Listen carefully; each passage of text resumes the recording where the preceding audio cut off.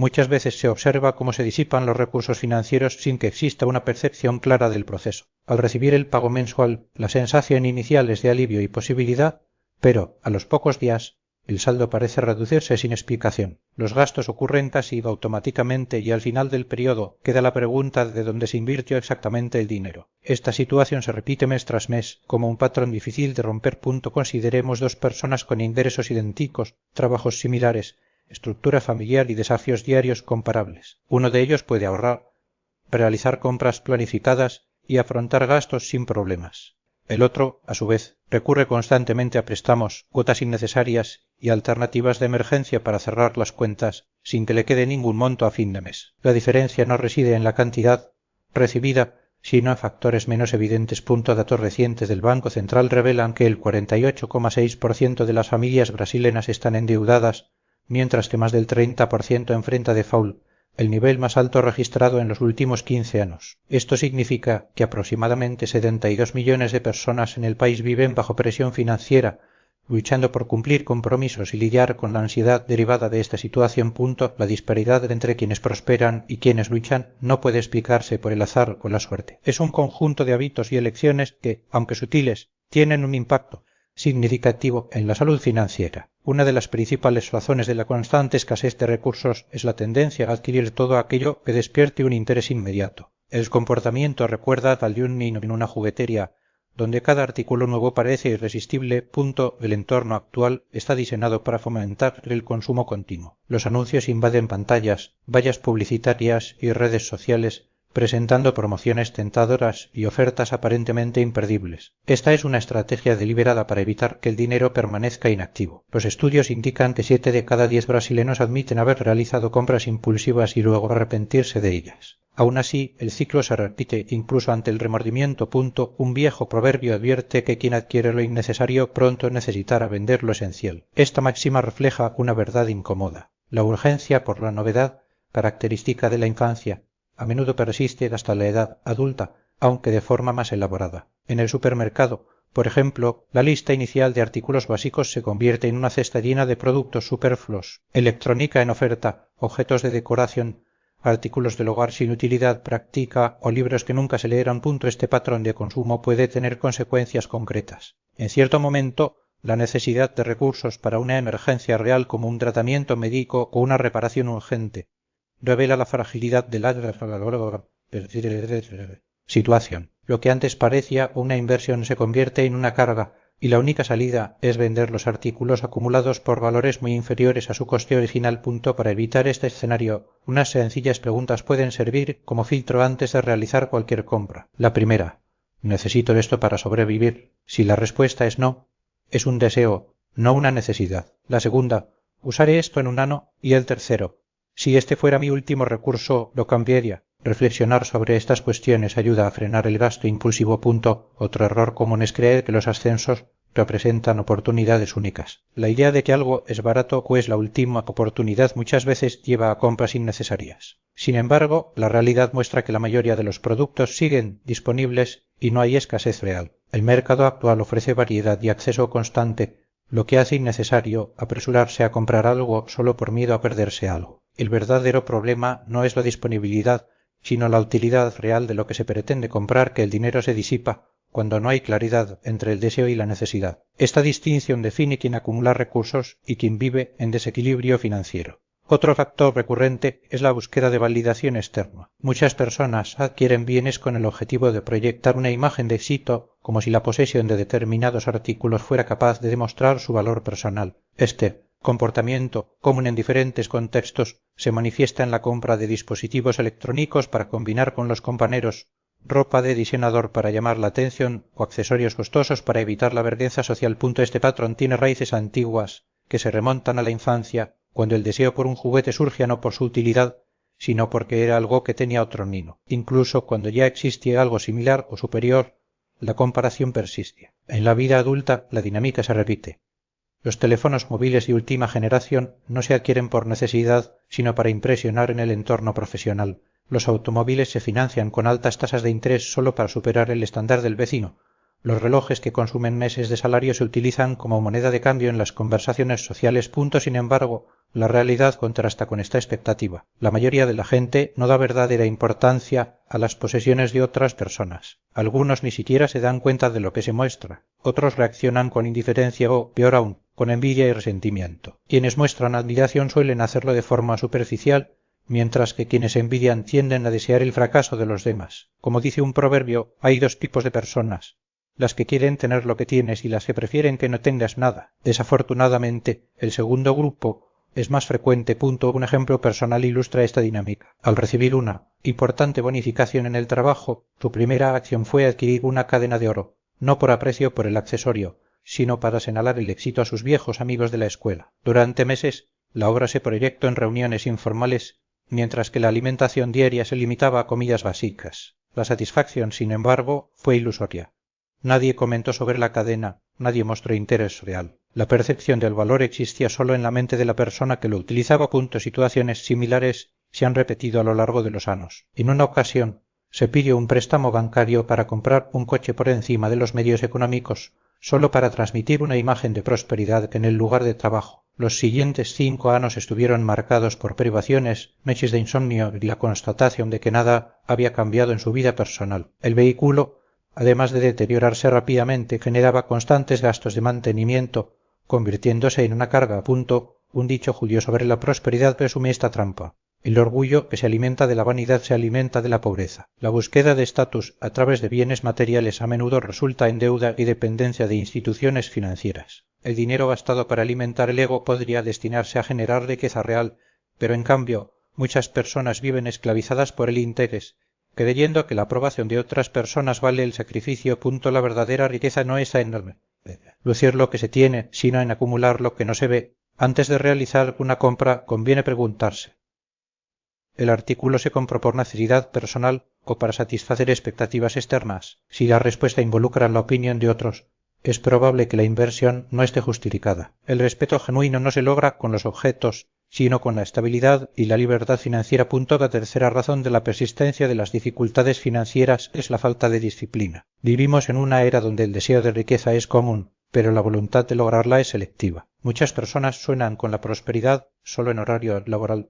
dedicando el resto de su tiempo a actividades pasivas, como ver series, navegar por las redes sociales o esperar a que la suerte arregle sus finanzas. La idea de que los resultados se obtienen sin esfuerzo es contradictoria con la realidad, expresada en proverbios como «sírvete de ti mismo y el cielo te ayudará». La naturaleza humana tiende a la procrastinación y la búsqueda de gratificación inmediata, pero generar riqueza requiere trabajo constante, sacrificio y paciencia. Mientras algunos aceptan esta realidad, otros se resisten, creyendo que la prosperidad debe lograrse sin esfuerzo. Todo el mundo quiere una casa junto al mar, un coche importado o un viaje internacional, pero pocos están dispuestos a pagar el precio necesario para conseguir los 50.000 en ese periodo. Cualquier cantidad gastada más allá de este límite se restará de algo esencial o se financiará a un costo aún mayor. El interés, en este caso, no es solo una adición al precio, sino una reducción permanente en la capacidad de acumulación. La lógica del crédito es simple: anticipa el consumo, pero pospone el pago y, con él, la libertad financiera. Quienes viven casi siempre están persiguiendo su propio salario como si el dinero fuera un recurso infinito. Sin embargo, la realidad es que cada entrega compromete una parte del futuro. Lo que podría invertirse en educación, en un negocio o en una reserva de emergencia se consume en cuotas que muchas veces superan el valor original del activo adquirido. El problema no está solo en el acto de pagar a plazos, sino en la ilusión de que el crédito es una extensión del presupuesto. Cuando una persona compra un producto en 10 cuotas, no está pagando por ello el equivalente al 10% de su salario mensual, sino un monto mayor, diluido en un periodo en el que surgirán otros gastos. El resultado es una bola de nieve. Cuanto más pagas, menos hay para lo que realmente importa. Y al final, lo que queda es la sensación de que, por mucho que ganes, nunca es suficiente.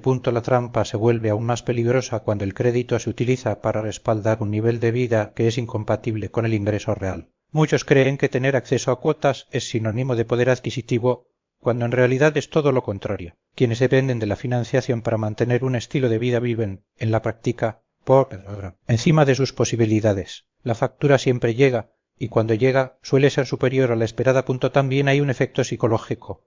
El crédito enmascara la realidad financiera. Al comprar en efectivo, El impacto es inmediato. El dinero sale de la cuenta y la persona siente el peso de la decisión. Al pagar a plazos, la sensación es que el coste se ha diluido como si no hubiera una pérdida real. Esta distorsión hace que las personas gasten más de lo que deberían sin darse cuenta de que poco a poco están comprometiendo su estabilidad. La solución no es evitar el crédito por completo, sino utilizarlo conscientemente. Financiar una propiedad, por ejemplo, puede ser una estrategia válida si las condiciones son favorables y hay planificación. El problema surge cuando el crédito se convierte en un hábito, una forma de posponer el enfrentamiento con la realidad. Cualquiera que quiera generar riqueza debe invertir esta lógica.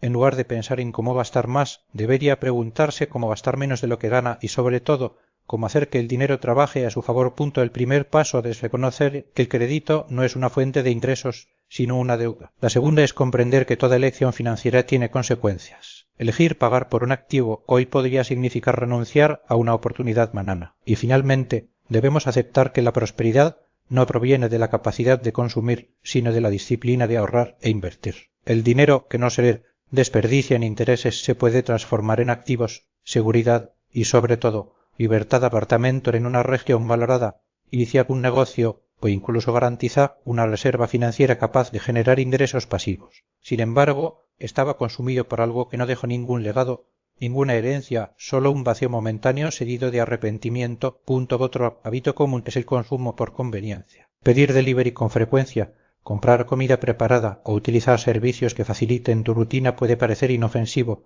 pero el coste acumulado es importante. Gastar $30 por día en almuerzos fuera de casa, por ejemplo, suma $600 por mes. En un año, este valor supera los $7.000. Si se invierte, podría generar intereses o invertirse en algo con un rendimiento real. Lo mismo se aplica a los pequeños gastos diarios, como cafés, snacks o suscripciones a servicios no utilizados. Cada dólar ahorrado en estos artículos representa una oportunidad para dirigir recursos hacia algo más duradero. La falta de planificación también contribuye al desperdicio. Las compras impulsivas, especialmente durante promociones o bajo la influencia de la publicidad, a menudo resultan en productos que no se utilizarán o que podrían adquirirse a un precio más bajo en otro momento.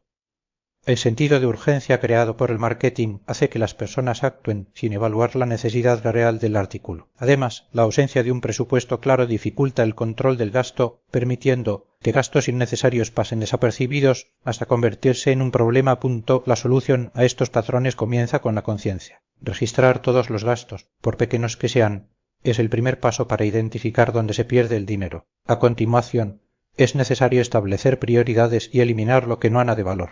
Reemplazar hábitos costosos con alternativas más económicas como preparar comidas en casa, evitar compras impulsivas o cancelar servicios no esenciales puede liberar una cantidad significativa con el tiempo. El objetivo no es vivir de forma austera, sino más bien tomar decisiones que alineen el consumo con los objetivos financieros a largo plazo. Finalmente, es importante reconocer que la disciplina financiera no se trata de privaciones, sino de libertad. Cada dólar ahorrado hoy es un paso hacia la independencia, la seguridad y la capacidad de tomar decisiones sin ser rehenes de deudas o intereses. La prosperidad no surge de la acumulación de activos, sino de la capacidad de gestionar los recursos de forma inteligente, evitando trampas que consuman la riqueza antes de que pueda construirse un coche de calidad, el equivalente a 6 meses de alquiler por un apartamento adecuado, capital inicial suficiente para iniciar una pequeña empresa prometedora, o incluso el pago de una deuda pendiente, como la manutención de los hijos vencida. Sin embargo, en lugar de destinar estos recursos a algo constructivo, optamos por desperdiciarlos como si fueran desechables. Un viejo proverbio resume bien esta cuestión. La ayuda más eficaz es la que evita el despilfarro. Mucha gente se queja de la falta de dinero, pero pocos cuestionan la falta de planificación o de hábitos conscientes. Pequeños gastos recurrentes, a menudo ignorados, pueden representar pérdidas importantes con el tiempo. Un cigarrillo diario, por ejemplo, puede costar alrededor de $6.000 al año. Las bebidas alcohólicas, cuando se consumen con frecuencia, pueden superar los $180.000 en el mismo periodo. Incluso gastos aparentemente insignificantes, como café y snacks comprados fuera de casa, suman casi $9.000 al mes. Reflexionar sobre estos hábitos es fundamental. El primer paso es registrar detalladamente todos los gastos diarios, por pequeños que sean. Multiplicar estos valores por 4 semanas permite ver el impacto real en el presupuesto mensual. La pregunta que cabe hacerse es, ¿qué se podría hacer con esta cantidad si se ahorrara o se invirtiera? La respuesta, en muchos casos, resulta sorprendente. La escasez financiera, en gran parte, no surge de la falta de ingresos, sino de la repetición de comportamientos que agotan los recursos de manera constante. Además, la indecisión y el miedo a actuar impiden aprovechar las oportunidades. Muchas personas dejan pasar oportunidades concretas por miedo al fracaso o al juicio de otras personas, mientras tanto otros, con menos dudas, transforman las ideas en resultados. La inseguridad a la hora de tomar iniciativas es un obstáculo común. ¿Cuántas veces se ha identificado una oportunidad pero no se ha explorado por miedo a cometer errores? Un salón de belleza que prosperó en el barrio, una mejor oferta laboral en otra empresa o incluso una solicitud de aumento de sueldo que fue denegada por temor a la respuesta son ejemplos de situaciones en las que la falta de acción mantuvo el status quo. En 2017 un amigo le propuso asociarse en un lavadero de autos con una ubicación estratégica y un plan de negocios estructurado. A pesar de las condiciones favorables, prevalecieron las dudas. El amigo, a su vez, siguió adelante en solitario y, 8 años después, amplió el negocio a 3 unidades, con empleados y activos consolidados. La diferencia entre los dos no fue el talento, sino la voluntad de correr riesgos. El dinero no requiere genio, sino acción. Muchas personas esperan el momento ideal, que nunca llega, mientras que otras avanzan incluso ante la incertidumbre. El miedo a actuar es uno de los mayores enemigos del progreso financiero. Sobreestimar los riesgos y subestimar las oportunidades mantiene a la gente estancada. El cambio comienza con pequeños pasos. No es necesario iniciar una gran empresa de inmediato. Pedir un aumento con argumentos sólidos, reservar un porcentaje de los ingresos para probar ideas o aprender de los errores son actitudes que pueden generar resultados. El fracaso ocasional es parte del proceso de crecimiento, pero la inercia perpetua estancamiento. El mundo no es de los más inteligentes ni de los más preparados, sino de quienes se atreven a intentarlo. Mientras algunos analizan, otros ya están tomando medidas. La diferencia entre quienes logran resultados y quienes permanecen en el mismo lugar es la voluntad de empezar, aunque sea de forma modesta. Si tras esta reflexión no se implementan cambios, nada cambiará. Sin embargo, eliminar solo un hábito dañino puede marcar una diferencia significativa en un año. La elección es individual y del impacto de las decisiones que se tomen hoy se sentirán en el futuro. El dinero favorece a quienes actúan con determinación, no a quienes permanecen en su zona de confort. Si las ideas presentadas resuenan, ahora es el momento de actuar. Mientras otros aún dudan, es posible dar el primer paso hacia una realidad financiera más sólida.